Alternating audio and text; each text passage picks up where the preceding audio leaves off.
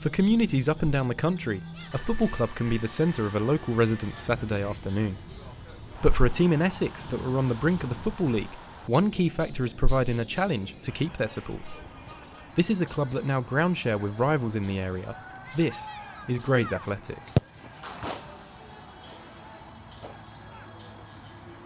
The Blues, as they're named by their supporters, were founded in 1890 and from 1906 played their football at the recreation ground located on Bridge Road, Grays.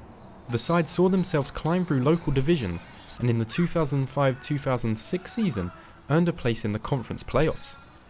A penalty shootout defeat to Halifax Town meant Grays lost out on a place in League Two, but a second consecutive FA Trophy win at the end of the very same campaign ensured the team finished their most successful period on a high. That time in the club's history is something which current chairman Steve Skinner remembers fondly. You know, some of the football that we played under Mark Stimpson, you know, when the club was in Conference South and won the FA Trophy. You know, if you'd have said to me in the 80s that, you know, in the 2005, 6, 2007, we'd be playing in front of 2,000 odd people, and then taking, you know, 8,000 fans to FA Trophy finals at Villa Park and Upton Park, I would have said you were mad. So, you know, they were, you know, really good days. And the good times for the Blues could have become even greater. The club were one match away from setting their own record for their best run in the FA Cup, but one particular event prevented that from happening. Mike Jones, who was stadium announcer at the Rec, knows all too well that events of one November night signalled the start of Grays' fall away from success. We were one floodlight failure away from real success, and I think had that not happened, I think the club would have gone from strength to strength. The irony of that floodlight failure, but basically what happened, the water had been filling up this floodlight for like 6 months, and on that crucial night when they were giving one of their best performances, I forgot who was against it, it was an FA Cup match, we would have been through at the third round, floodlight, it just shorted at that precise moment where I think we were 3-1 up, rolling along, end of game, replay, lost heavily. And that was the beginning of the end really for that very successful Grays team. In 2010, the side finished 23rd in the conference and, anticipating financial instability, took voluntary relegation down to the Isthmian League Division 1 North. That was 3 tiers further down the English football pyramid. That same year, the club lost a key part of their identity, the Rec. The lease expired on the stadium and left Grays Athletic homeless after 104 years of playing on the site. David Seaman, press officer for the club, witnessed what happened during that stage. The club didn't own the Rec. It was owned by the Billings family. Ron Billings became a patron. He basically saved the club in the early 80s. The lease was up in 2010, and the Ron Billings family decided that they didn't want to extend the lease. They needed to sell the ground for building purposes, which is what happened. The club as itself didn't earn a penny out of that. That's another misnomer that people think, oh, where's all the money gone? The club didn't own the ground, didn't sell the ground, so therefore didn't have any money.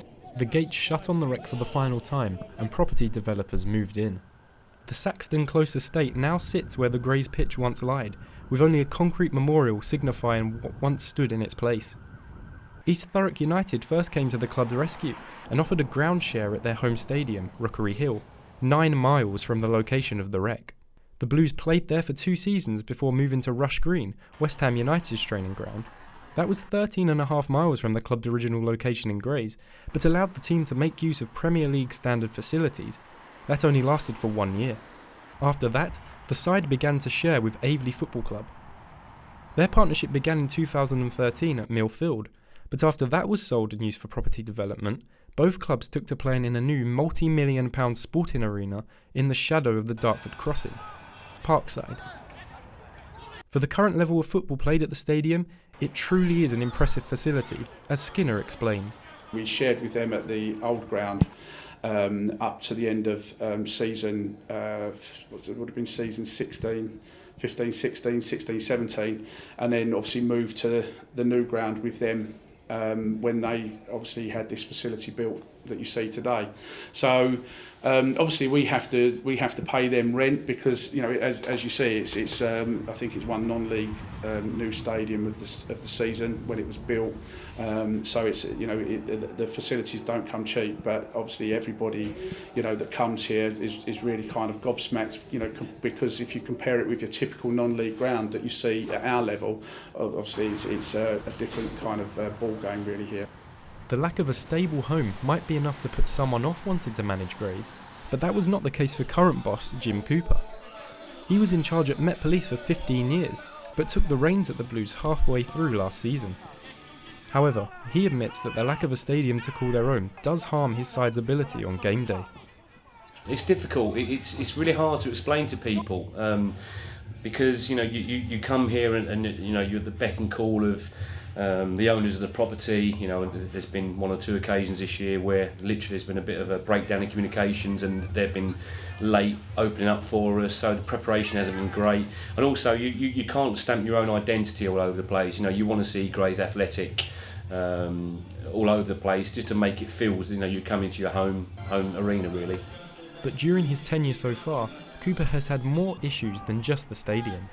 This season, the Blues were due to play in the second qualifying round of the FA Cup, but were expelled after fielding an ineligible player. As a result, Grays lost out on a large amount of prize money, and the side's manager believes those in charge of the competition should have helped his team with the situation. Yeah, so we had a player called Frankie Hessian Harris who signed for us in pre-season. The signing form was done, and basically one of the questions is, have you ever played football abroad? So he correctly said yes, because he'd played in America but for a college. And then the next question is, did you receive international clearance upon return?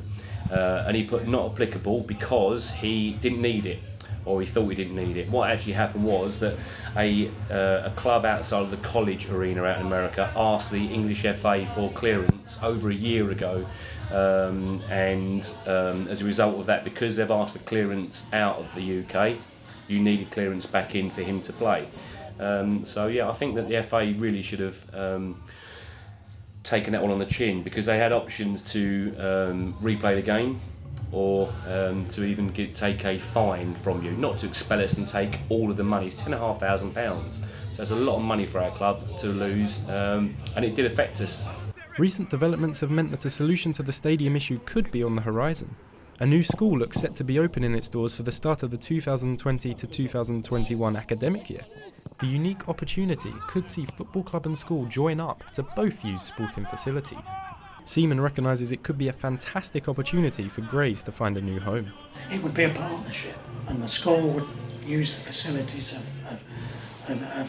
the stadium. I think the idea is to have some form of football scholarship tied in with Grays Athletic. No, I think it's a great thing. I know the school is really keen to become involved with us, because that's the key. We're a community football club, and we need to involve the local community. And what better way than to partner with the school? Despite promising news that hints towards a move back to Grays, there could be something in the way of the Blues' chances of returning home. A route for a new crossing over the River Thames was confirmed in 2017 and could get in the way of a new stadium's construction. Skinner understands that the club may have a fight on their hands because of the project. So our situation is at the moment is there's a lot of land in Thurrock that's embargoed because it could potentially be required for construction land if the Lower Thames crossing goes ahead on the proposed route. So we've lobbied the council with lots of consultation papers which will hopefully filter into their consideration for the local plan. We're getting generally really good feedback, but there's the Lower Thames crossing is stymieing a lot of projects in the borough, not just sport and leisure, but education. The free schools that have been approved, there still hasn't been a shovel put in the ground to build any of those. So you can see that if education is hitting a blocker, then sport and leisure is a little bit further down the pecking order. Although they have had troubles getting back into the town, spirits around the club remain high. Part of that may be down to the community feeling, which reached its peak in 2016 when the Blues became supporter-owned. Skinner detailed what happened when he was asked to get involved with the run-in of the side. The previous owners of the club decided that they would step away after a long period in charge, and effectively they contacted me and said, was it something that we wanted to look at doing in terms of taking the club over as a supporter-owned establishment, and that's really the point that I kind of got more seriously involved with the football club. So. That's kind of the chain of events, really. But obviously, as a supporter, I really loved it. But if one thing rings true among everyone at the football club, it's the need to get Grays back into Grays. With just around 10% of the amount of supporters attending games compared to a decade ago, the need for a new stadium is clear. Those are the thoughts echoed between current and former members of staff connected to the club. If we get our own ground, the potential it knows no bound. It really doesn't. I think even with a non-successful side, we can put in 350, 400 easily. And I think the local Grays community is crying out for the club to get back into Grays. Not only for the first team, but a base for all the other youth teams that we've got. It'd be huge. I think that it will make a difference to the amount of people coming to watch week in, week out, albeit it's been very, very good over here still. We'll have our own identity, our own home ground, and I think that that will be massive for the club. I think it'd be a great thing if Grays could get back into Grays. Whether it can be achieved, I think they're going to have to ground share, I think, with a rugby club or something, but a setup like they've got here at Aveley is just fantastic, and I just wish them every success. My thoughts are we can get back to Conference South. Not about national, but Conference South is more within our capabilities, providing we get this elusive piece of land.